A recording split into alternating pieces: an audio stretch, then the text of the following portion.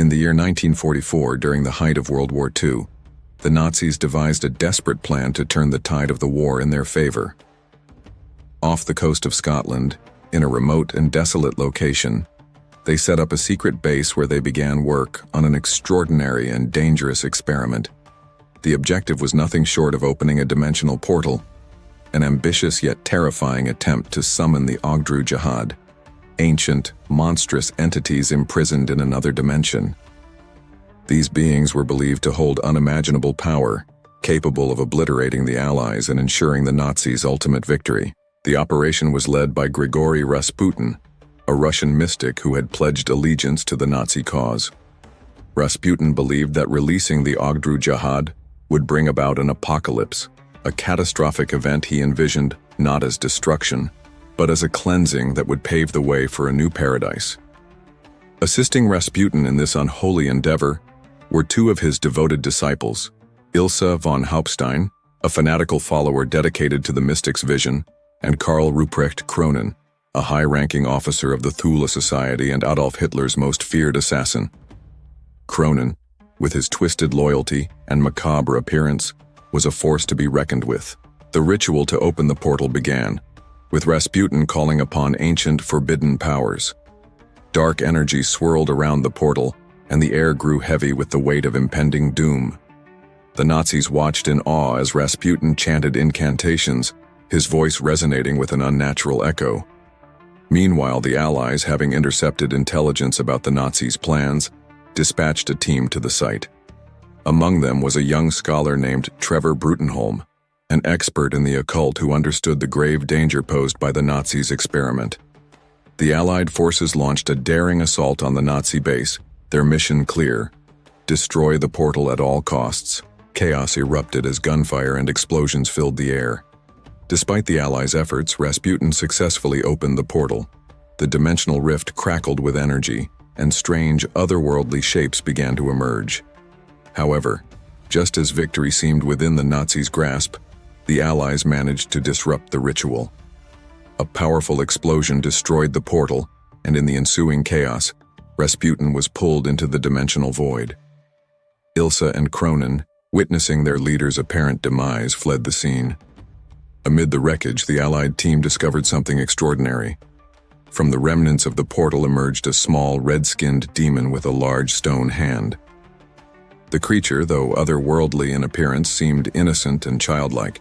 The soldiers were both bewildered and captivated. Recognizing the creature's significance, Brutenholm took it under his care and named it Hellboy. Despite its demonic origins, Brutenholm believed the creature could be raised to do good, shaping its destiny through nurture rather than fear. Fast forward 60 years to the present day, Hellboy has grown into a towering, muscular figure with a tough exterior, but a surprisingly soft heart. He now works with the Bureau of Paranormal Research and Defense, BPRD, an organization dedicated to investigating and combating supernatural threats. Though Hellboy refers to Brutenholm as his father, their relationship is strained. Brutenholm often disapproves of Hellboy's reckless behavior, which sometimes jeopardizes the BPRD's operations and undermines its credibility. Hellboy, however, remains loyal to his adopted father, even if he struggles to follow orders. At the same time, FBI agent John Myers is transferred to the BPRD at Brutenholm's request. Myers, a young and eager recruit, is introduced to the unique world of the paranormal. He meets Hellboy, whose gruff demeanor hides a playful and sarcastic side. Myers also encounters Abe Sapien, a psychic, amphibious humanoid with remarkable intelligence and empathy. Abe's calm and collected nature contrasts sharply with Hellboy's brash personality. Myers quickly learns that another key member of the BPRD, Liz Sherman, has temporarily left the team. Liz, a pyrokinetic with the ability to control fire, has checked herself into a mental hospital to protect others from her volatile powers. Despite regular visits from Hellboy, who harbors deep feelings for her, Liz is reluctant to return to the Bureau. Her struggles with her abilities and her fear of harming those around her weigh heavily on her. Meanwhile, in the mountains of Moldova, Ilse and Kronen succeed in resurrecting Rasputin, who immediately sets his plan into motion. Rasputin unleashes a monstrous creature known as Sammael, a hellhound imbued with the ability to reincarnate and multiply. Each time Sammael is killed, two new creatures emerge from its eggs, making it a nearly unstoppable threat. Rasputin also visits Liz in her dreams, awakening her powers and causing her to accidentally destroy part of the hospital. Shaken by the incident, Liz reluctantly agrees to return to the BPRD, encouraged by Myers, who shows genuine concern for her well-being. Back at the bureau, Brutenholm reveals that he has been diagnosed with terminal cancer and has only days to live. Determined to protect the world one last time, he sends Hellboy and Abe on a mission to locate and destroy Sammael's eggs.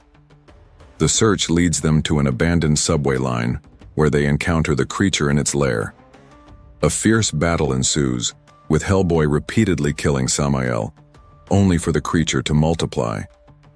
The situation spirals out of control as Abe is injured while retrieving the eggs, and Cronin ambushes the team, critically wounding an FBI agent. Feigning defeat, Cronin shuts himself down, allowing his body to be taken back to the bureau for examination. Tensions rise as FBI Director Tom Manning grows increasingly frustrated with Hellboy's reckless behavior. Myers, in an attempt to understand Hellboy better, takes Liz out for coffee to talk. Hellboy, consumed by jealousy, secretly follows them, his feelings for Liz intensifying. However, the situation takes a grim turn when Rasputin and Cronin infiltrate the bureau. Rasputin confronts Brutenholm, showing him a vision of a future where Hellboy fulfills his destiny as the harbinger of the apocalypse. Despite Rasputin's offer of a quick death in exchange for his care of Hellboy, Brutenholm refuses to yield. Cronin stabs him in the neck, leaving him to die clutching his rosary. Following Brutenholm's death, the BPRD discovers clues left by Rasputin, leading them to a cemetery in Russia where his mausoleum is located. Manning takes charge of the operation, guiding a team that includes Hellboy, Liz, and Myers. As they delve into the mausoleum, the group becomes separated. Hellboy and Manning face off against Cronin, ultimately defeating him in a climactic battle. Meanwhile, Liz and Myers find themselves at Sammael's nest, where they are overwhelmed by the multiplying creatures. In a desperate act, Liz unleashes her pyrokinetic powers, incinerating the Sammaels and their eggs but collapsing from the effort. The team is captured by Rasputin, who uses Liz as leverage to force Hellboy to open the portal and release the Ogdru Jihad. To save her, Hellboy begins to embrace his true nature as Anung Unrama, allowing his horns to regrow. However, Myers, injured but determined, reminds Hellboy of who he truly is, a being capable of choosing his own path. Hellboy breaks off his horns, rejecting his destiny, and stabs Rasputin with one of them, sealing the Ogdru Jihad once more. In Rasputin's final moments, a massive tentacled creature bursts forth from his body, killing Ilsa in the process. The beast, a manifestation of the Ogdru Jihad, grows to an enormous size, threatening to destroy everything. Hellboy allows himself to be swallowed by the creature, carrying a belt of grenades. Inside, he detonates the explosives, destroying the beast from within. Emerging victorious, Hellboy finds Liz lifeless but refuses to accept her fate. Whispering a heartfelt plea to the other side, he bargains for her soul, declaring his willingness to cross over himself if necessary.